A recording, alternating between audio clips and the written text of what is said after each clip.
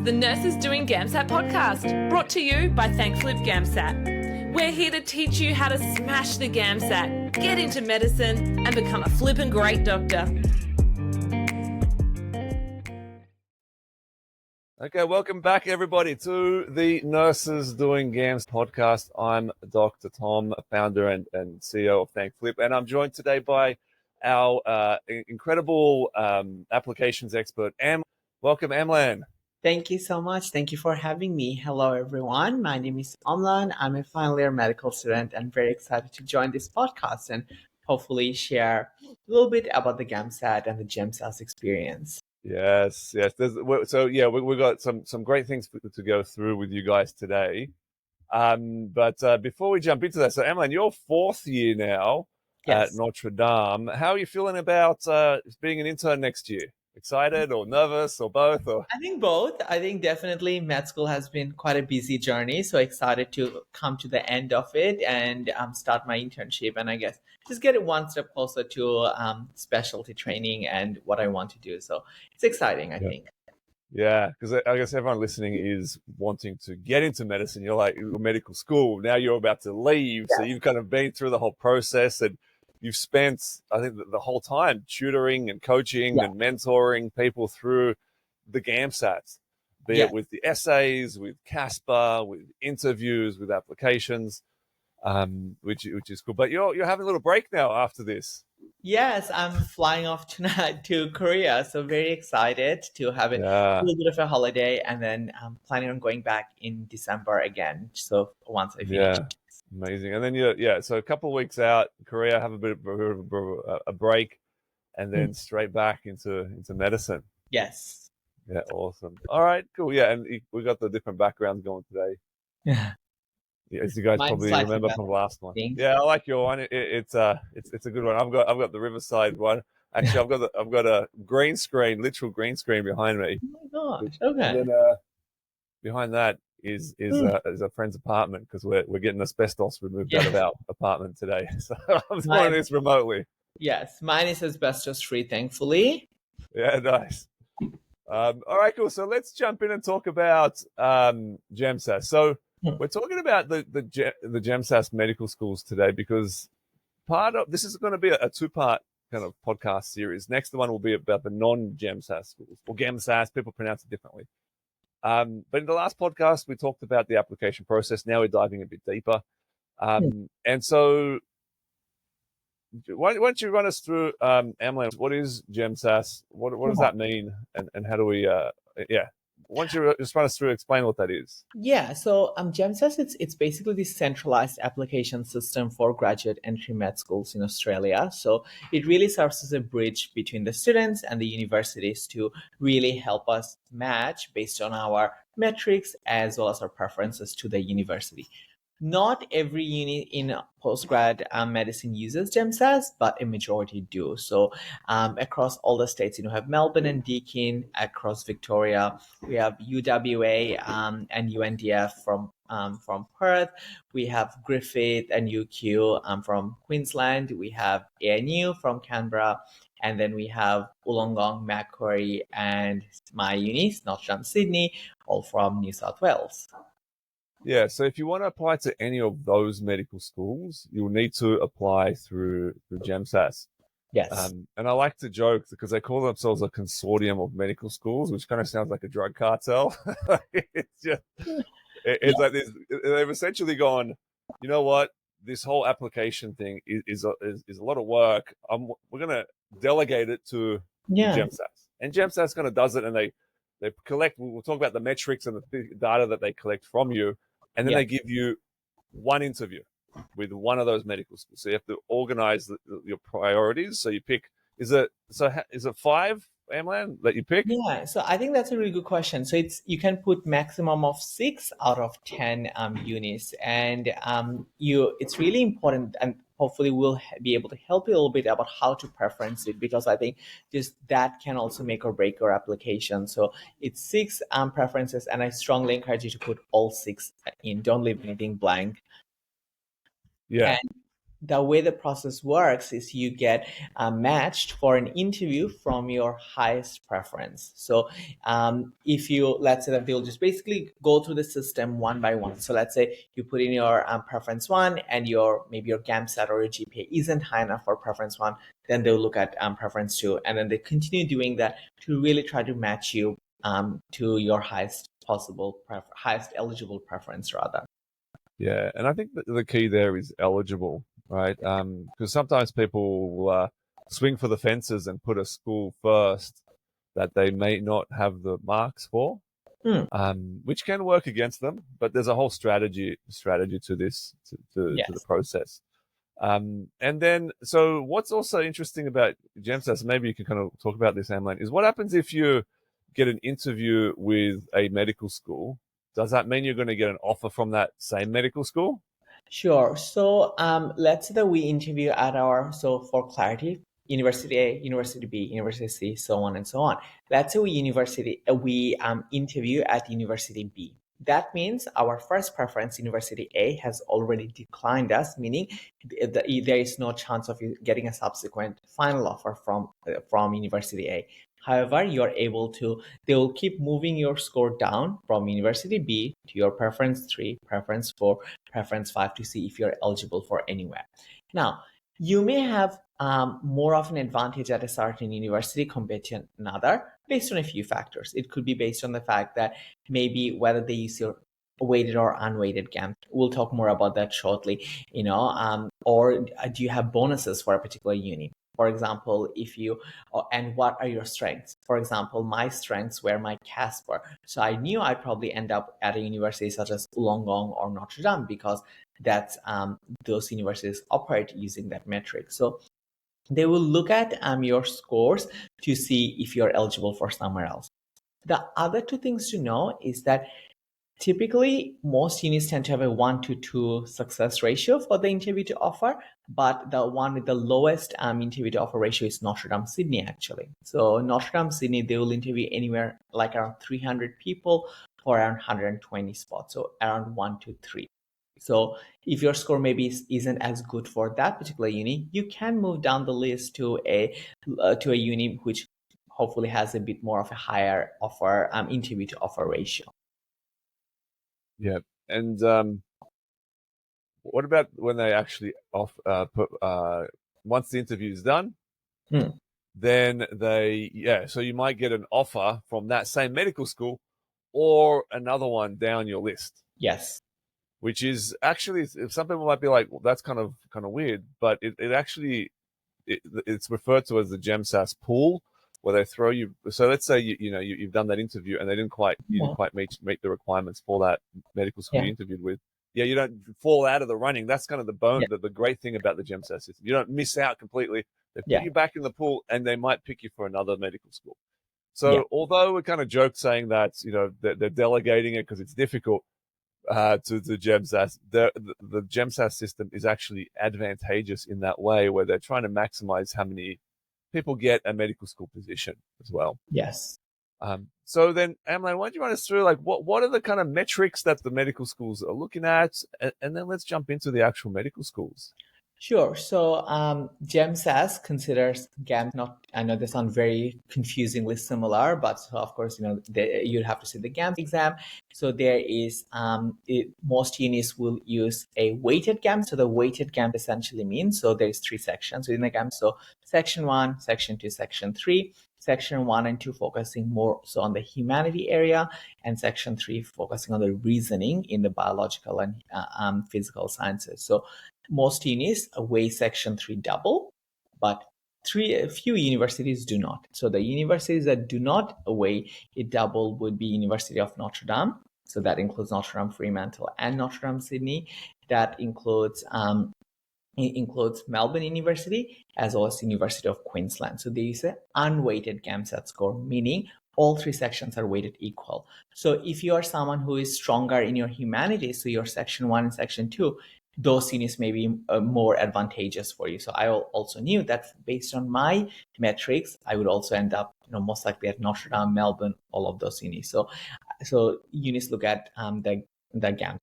And then the second thing that they look at is the GPA. So the universities, most universities tend to use a weighted GPA system. So a weighted GPA essentially means that each year of your degree is progressively valued more. So yeah, let's say that you do a 3-year standard degree. So your first year is times by 1. Your score from second year is times double that, so times by 2. And third year is times by 3. And all of that gets divided by 6 to give you a weighted GPA. I know that the system is a bit confusing, so what I would recommend is just Googling GEMSAS GPA calculator. All these free calculators will come up. You can use that. So basically, you want to turn all of your grades into a score out of 7. For example, if you get HD, that's a 7. Yeah, and GEMSAS actually have a GPA calculator within their application process. That's probably the best one to use rather than looking at other kind of potentially, who knows if they're reliable. Yeah, GEMSAS are the best. But yeah. And then there's bonuses as well, right?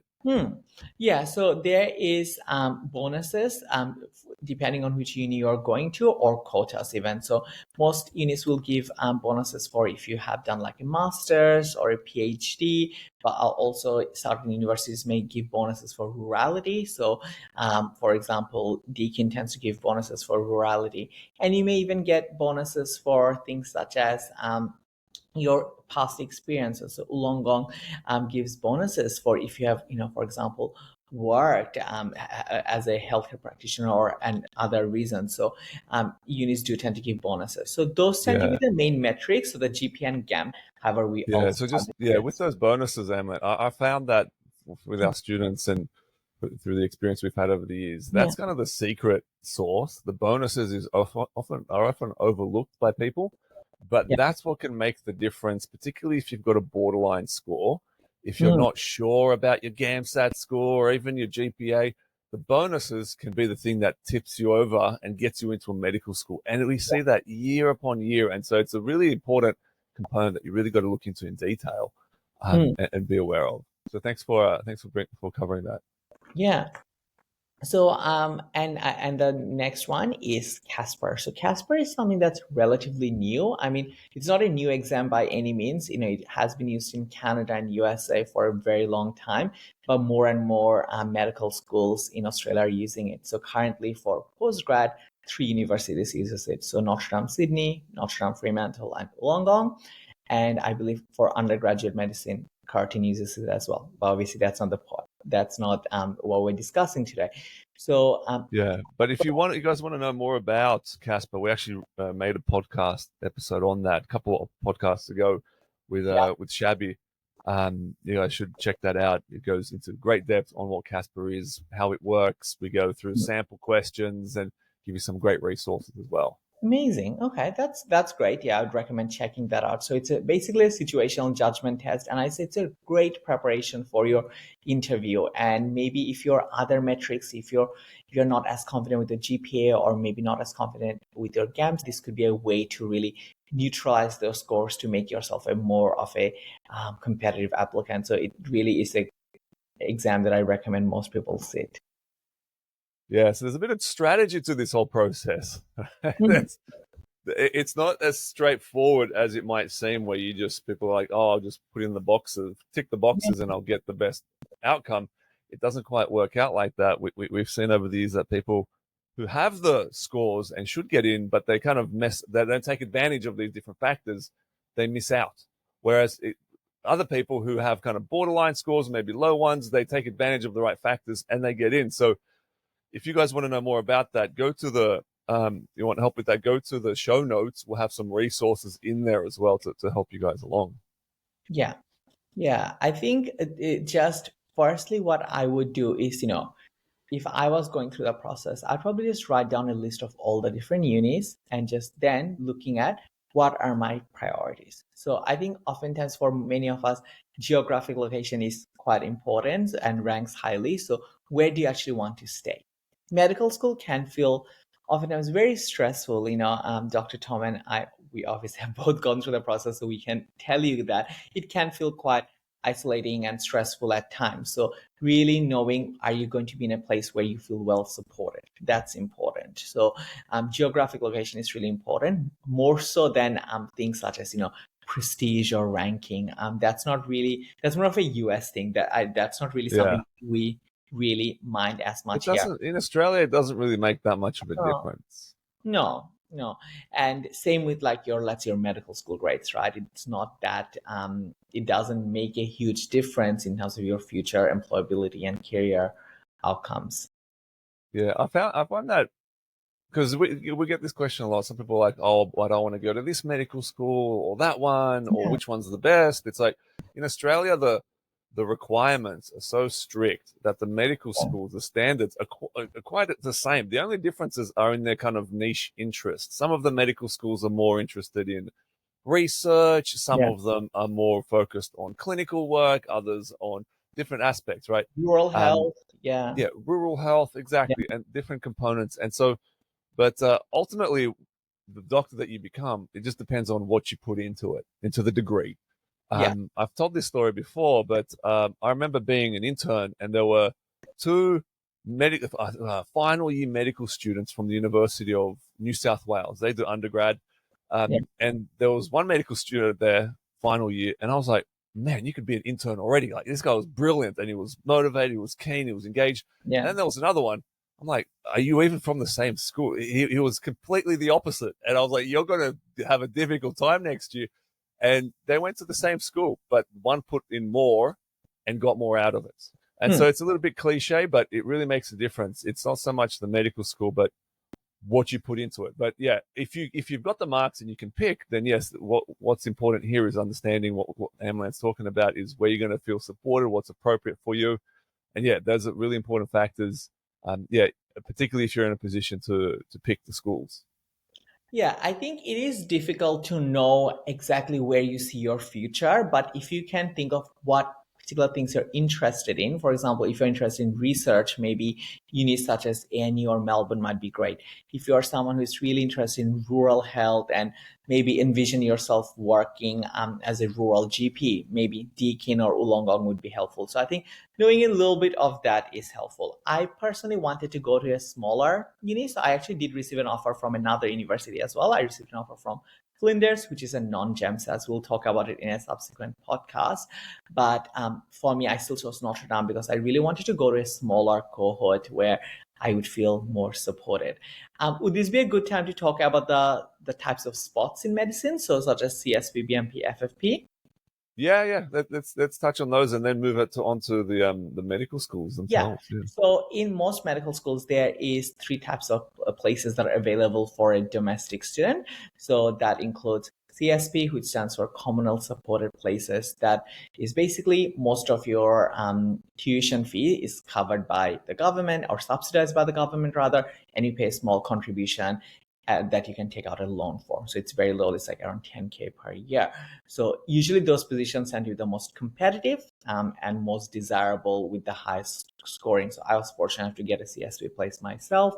And then the second type of place is BMP. So that's the bonded medical place. That's the same as CSP, except you have 3 years of return of service obligation. So you are essentially, by accepting that offer, you are signing a legal contract that you are going to spend 3 years post-graduation in a rural area. That could be done, cumulatively or consecutively, but there is some fine prints that apply. So definitely check those out as well. And then the last position is FFP, full fee paying places. Not offered by every uni, but for example, if you're applying to Macquarie, I think that's helpful to know that all the positions at Macquarie are full fee. So will your financial situation allow you to do that? So that's, I think, knowing the type of places that you're willing to accept is also important. Yeah, that's actually a really good point, because this affects the priorities, the order of preferences you put into GEMSAS. Like Macquarie, like you said, all full fee paying, which is like hundreds of thousands of dollars. Yeah. And so if you can't afford that, you're probably not going to put it on the list, or you're not going to put it high up, or maybe you put it down low. You just got to consider, if you're given the offer, will you take it? And sometimes people put down medical schools that they're not actually willing to go to, which is, doesn't make sense. Yeah, exactly.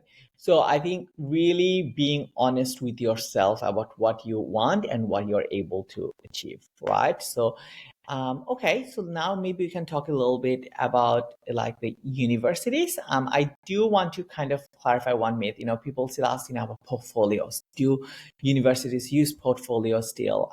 So the main unis that used to use the portfolio was Wollongong and Notre Dame. Notre Dame has replaced it with CASPer.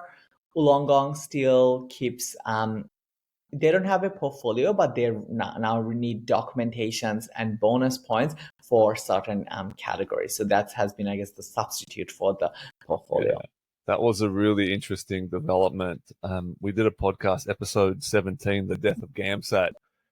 We had a kind of talked about what are the potential implications, because Wollongong no longer used a GAMSAT to rank you. It's just a hurdle score.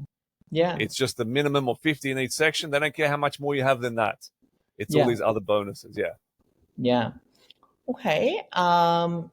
Should we now maybe talk a little bit about like each of the unis? Yeah. So the GEMSAS medical schools that you get to pick from. Okay. So the first one is ANU, so Canberra. I don't know if anyone wants to live in Canberra. I don't personally, but if someone does want to live in Canberra, I think it is quite a prestigious program. Very well established program. So they use your weighted GAMSAT score and weighted GPA in calculation. So, and they have lots of bonuses. So bonuses apply to combined GAMSAT and GPA score. They have bonuses for doing an honors, doing masters by research, or even a PhD. If you're a PhD holder, that's 4% bonuses. So, however, the bonuses do not stack on top of each other. I wish they did, but they don't. So that's something to keep in mind as well for ANU. Okay, cool. And then the next one is Deakin. So that's based in Geelong. They tend to also give bonuses. They're probably the ones that give the most bonuses. So I think sometimes when you look at score cutoffs, it may seem a bit like Deakin is a bit easier. It's not. It's probably one of the more harder units to get in because the scores get inflated so much due to all those extra bonuses that people have. So bonuses for, if you have worked as an APRA registered healthcare professional for at least 2 years, if you have financial disadvantage, if you have certain work experiences, if you previously went to Deakin.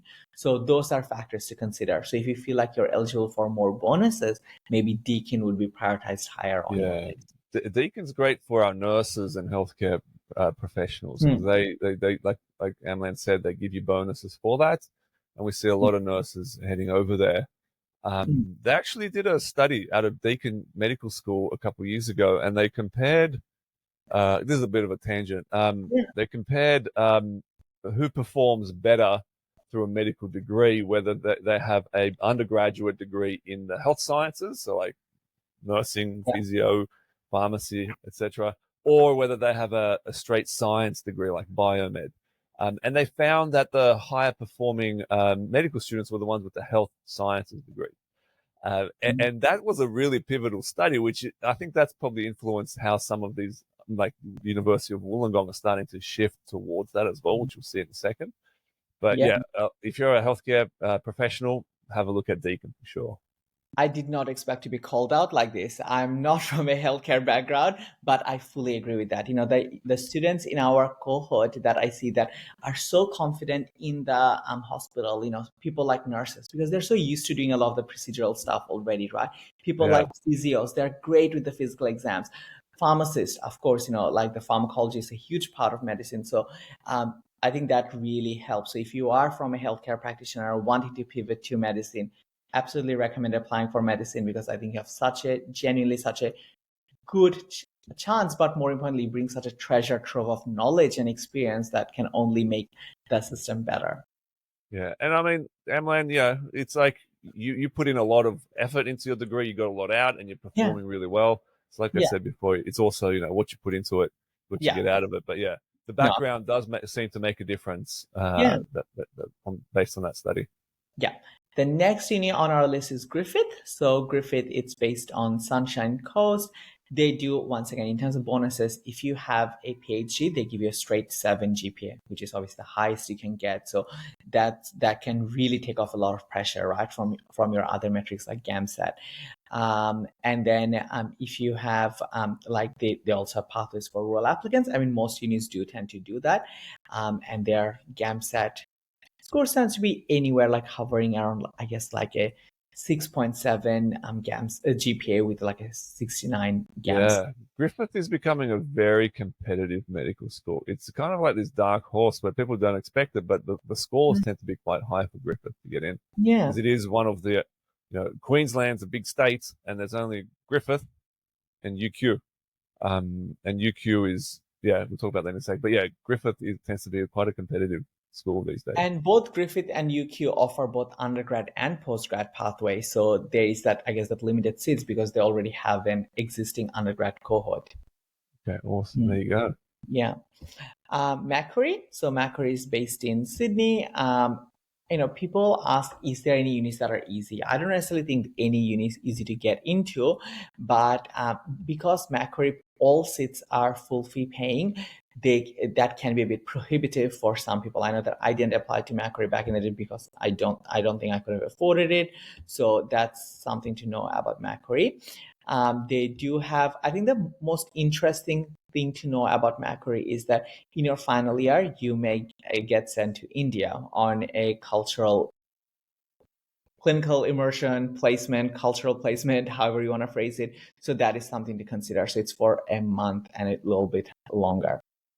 Yeah, that's a big point for Macquarie, and they really ask you about that in the interview process to see how you will manage in a different culture. And I personally, I think that's fascinating because I love to travel, and I know you do too, Amlan, and learn different cultures. And if you want to travel, like the things, I went to Notre Dame in Sydney, and part of the process was to do, as I refer to it, back when I did it, was a social justice project, and I ended up traveling. I went to Vanuatu in my second year and helped out there, and then we had an elective at the end of fourth year, and I went to Bali and I helped out there in that hospital. So you can travel around in different ways, but Macquarie make a big point of that in their degree, which is one of the cool things about it. And I think it gives you perspective, right? Like seeing how a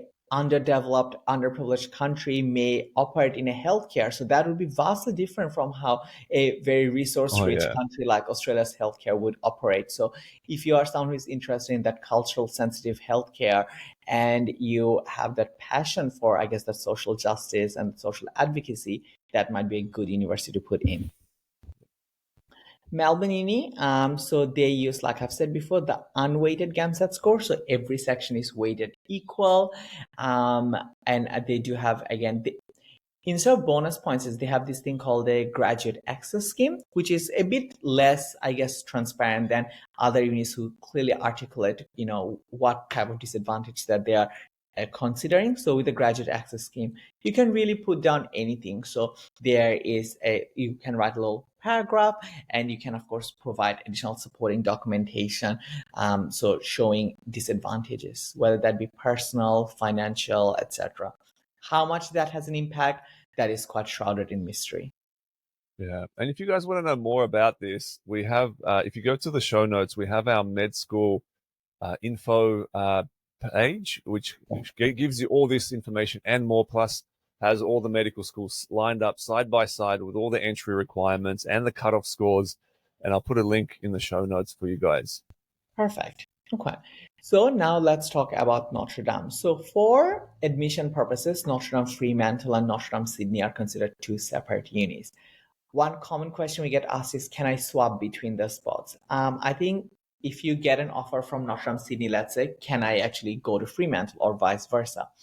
The answer is, it's extremely, extremely rare, and like under very extenuating circumstances, if there is someone else in the other uni who is willing to make a swap. I personally don't know anyone who has managed to do that. So I think really preference the uni that you actually want to go. Don't put something in if you are not going to go, because the chance of you being able to swap between them is quite low. So Fremantle, that's in Western Australia. They do have bonuses for Western Australia residents. So if you are someone who is from Western Australia, definitely you need to put down because you do have bonuses. They have pathways for rural and Indigenous, and they have bonuses for PhD and master's master's holders. The extra requirement for Notre Dame is the CASPer, like we have talked about before. Okay, now to talk about the best uni, Notre Dame, Sydney. They obviously, as the name suggests, is based in Sydney. They have the CASPer as their additional requirement, and nowadays you are able to do a few different things. In your final year, it truly is a national university in the sense that you can complete your final year in Melbourne. So if you're someone who's from Melbourne, you can go back to Melbourne in your final 2 years. You can even do final year in Adelaide now. So they've just opened a brand new clinical school in Adelaide. So that's of course very helpful. And Notre Dame, like Dr. Tom was saying before, they have a really focus on social justice. So you have to do a social justice project in your first and second year where you undertake some sort of volunteering experiences. So definitely, if you are someone who has that strong track record of community service and volunteering, you want to bring that through in your interview as well. Yeah. Thank you. And then we have Queensland. So Queensland, again, it's quite a difficult uni to get into, I would say. In terms of their cutoffs for GAMSAT and GPA, I would really encourage you to check out our the website that has a lot of this information about the med schools. And then, sorry, go on. No, please go. I was just going to say, there's things about these schools like UQ, they won't tell you on their webpage, but they have been favouring rural students, even in their Commonwealth sponsored positions. What we found is a lot of our boot campers who got in, they'll tell us, you know what, most of them seem to be rural students. And so there's this kind of hidden, like you said, it's shrouded in mystery for Melbourne as to who they actually, how they process those applications. And it's like that for a lot of the schools, like Notre Dame, are very, they tend to be transparent with a few things, but a lot of people miss these things. But they do make a difference. Like if you're not rural and you go for UQ where you could have gone for Griffith, you might get in a tough spot there. Whereas like for Notre Dame, or also, for example, for Fremantle, you get bonuses if you're a resident from Western Australia. Yeah. So there's all these little things, bits and pieces that that make this process kind of ambiguous, but there's an opportunity if you know what to do with it. So, there's just, I'm glad that we're kind of sharing this stuff, and there's a lot more to say about it. And there's all sorts of resources in the notes for you guys on that. Yeah. And I think, when I was going through the process, I think it was very overwhelming. I didn't have any resources, or I didn't maybe know where to look for resources like this. So it was very confusing. So I think our goal here is to really help you guys and just make sure that you at least have someone they can talk with, or at least some sort of resource that you can be directed towards to get the support that you need. UWA, so that's in Perth. They also have things such as GPA of 7 if you have a PhD. They give some bonus points if you did a master's by research. If you have done a dentistry degree at UWA, you get a straight 7 GPA. So I guess that'll be for the up and coming max fax surgeons who want to do both medicine and dentistry, as well as they have that rural rating included in their process as well. Yeah, and this is another one of those unis that have these almost like hidden requirements where your GPA for UWA, we found that really the GPA tends to be the distinguishing factor, because there are so many. There's only 2 postgraduate medical schools up in WA. So many people, and so what ends up happening is that UWA ends up being very competitive on your GPA. So if you have a GPA of less than 6.7, you're unlikely to get a position there, even with a great GAM score. So it's something to note there. Yeah, and then to talk about Wollongong. So Wollongong uses so they tend to not have GP and GAMSAT as a final consideration, rather just as a hurdle. So as long as you meet the hurdle, you're fine. Instead, they tend to really prioritize things such as the CASPer. They tend to prioritize the bonuses. So there is many different bonus categories. I'm not going to name all of them here, but just to give you a few examples. Yeah, there's 11 of them. Yeah. So many. Yeah. So I'll not be naming them, but I think like, if you have done like maybe full-time work, if you have worked as a healthcare in a healthcare related field, if you have lived rurally or lived Wollongong, so there's a plethora of bonus points that Yeah, if you're a rural clinician who's worked full time for at least 2 years, you're gonna clean up at Wollongong. If you want to know more about, check out episode 17, the death of GAMSAT, where we talk about Wollongong and their requirements and what it means. Yeah, it's really interesting what Wollongong's doing at the moment. Yeah, so maybe we should talk a little bit about some of the key timelines now. Yes. So Okay. those are all the medical schools. You pick the top 6, and hopefully, and structure it accordingly to where you're likely to get in. And let's move on to the timeline. Okay, so in terms of the deadline, firstly, you don't really need to mail anything to the GEMSAS. As long as you have done a degree at an Australian registered, university, then it's collected through an ART system, which is an automatic retrieval system. So they will get all the transcript that they need digitally. So you don't need to do that. What you do need to do is submit your application by the deadline of 30th May, 5 p.m. AEST. Okay, so that's Australian Eastern Standard Time. Now, I will really repeat the fact I would strongly encourage people to submit it a few days before that.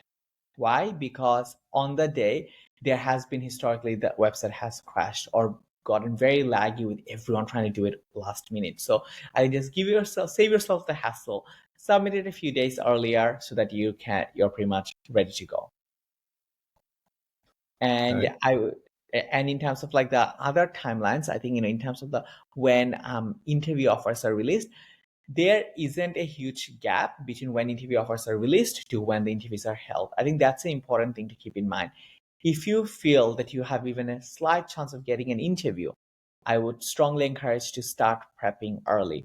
Interview is not something you can prepare in 2 days' time, right? It really takes consistent dedication, and it's a skill set that is a bit slower to build. So really encourage people to start practicing for interview early on, because usually interview offers come out end of August typically, and then interviews are held anywhere from 2nd to 3rd week of September. Usually Melbourne tends to be quite later.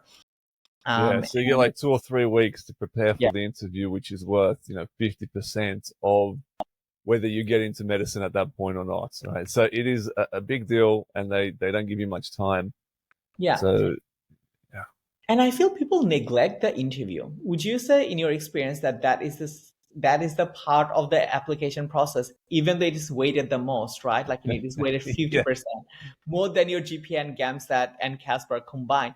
But maybe there's this misconception that if I think they get to a point because they've gotten through GAMSAT, they're like, yes, and then they've applied and they've got an interview, they're like, yes, and there's a sense of overconfidence, I think. That they're like, oh, I've got this last step. I'm fine. I got this. But many people don't got this, right? And so the secret advantage there is to take that interview seriously, because that is, at that point, that's make or break. And just because someone has clinical experience, for example, or they've done interviews, it doesn't mean that you're going to perform very well on this specific medical school style interview.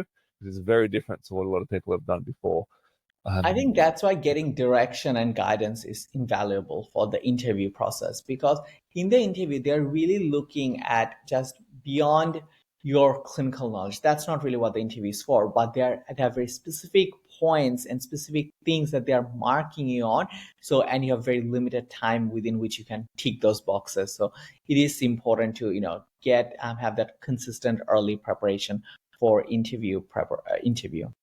Yeah, it's like a production line, the interview, especially in MMI, where you just like, a buzzer goes, you go to the next one. Then the buzzer goes, you go to the next one. And it's just like, bam, bam. And if you're not very concise and on point, you're going to fluff around and miss out on a lot of marks.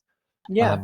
And I've mentioned in the previous podcasts, I've gone through 2 medical school interviews. I messed up the first one, Yeah. so I know what that's like, and I did well on the second one. And then I became an interviewer on the panel. And so I saw what was happening. I saw all the people, and I was like, oh, something's not working here. People are not getting it. And we created a system and a process that doesn't give you the answer, so to speak, but shows you how to answer whatever question they give you reliably and confidently. And yeah, we have an interview boot camp that goes through that just doesn't just give you the techniques, but also we do drills and exercises. We call them mini mocks, where you get immediate feedback from our team. And if you want to know more about that, head over to the link to the show notes. We'll put a link in there for the interview boot camp and for the applications boot camp too, to help you along. Make sure you maximize your chances of getting that interview. Yeah, so I think the interview bootcamp really empowers you with that framework, right? Instead of just teaching you rehearse, memorize answers, right? Really empowering with a framework under which you can operate, but also just being able to apply those skills consistently and emulating the real interview. I sat 2 interviews myself. So I sat a panel for Flinders, got an offer from that, and also was successful in my Notre Dame interview. So I sat 2 interviews, and I would say that every uni has slight nuances, slight differences between them. So it's even important to go one step beyond that and just prepping for those slight nuances and what to expect from the different universities. Because Amazing. Yeah.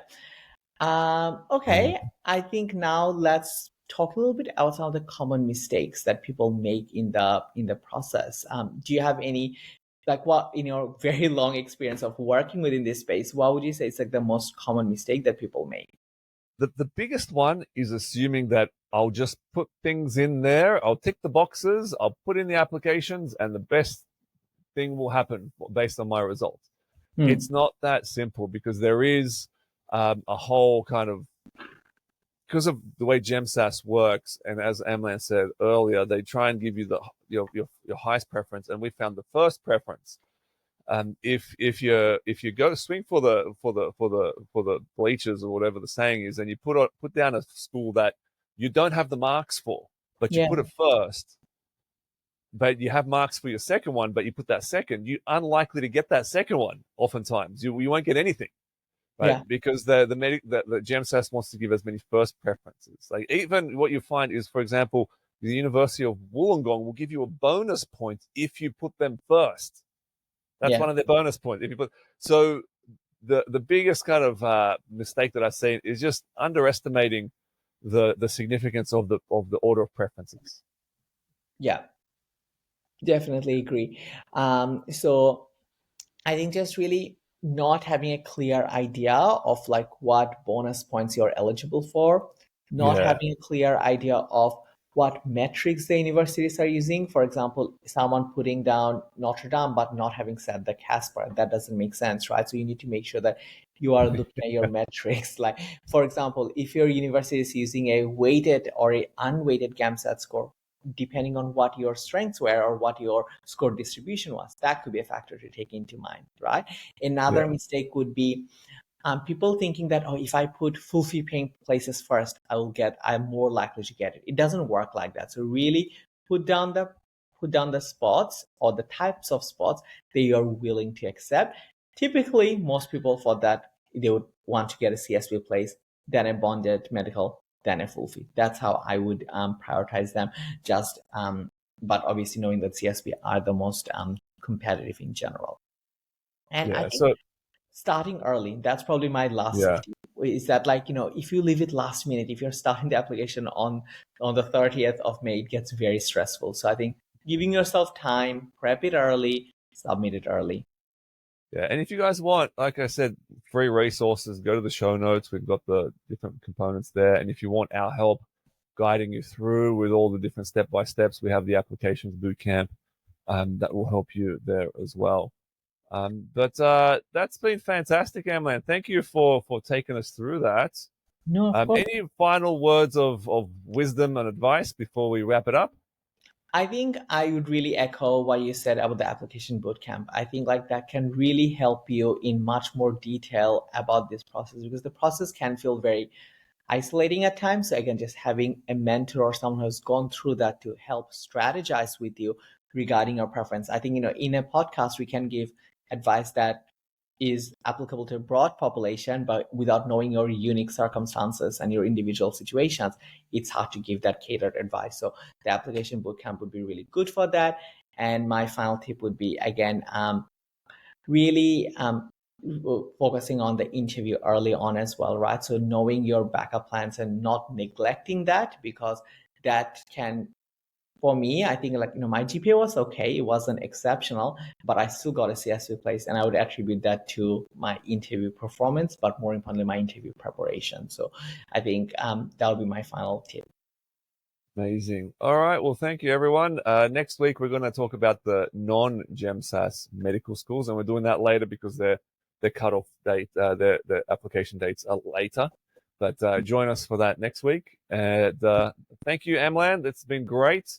Thank you. See you guys next time. Good luck, everyone, with their application. Hey, I have a cool gift for you, just for listening to the Nurses Doing GAMSAT podcast. We do some of our best work in our Facebook group called, you guessed it, Nurses Doing GAMSAT. It's free to join, and every day we're sharing actionable guides, tips and tricks, and really just how to smash the exam and get into medicine. You can join today by searching Nurses Doing GAMSAT on Facebook. Thanks for listening to another episode, and I'll see you next time.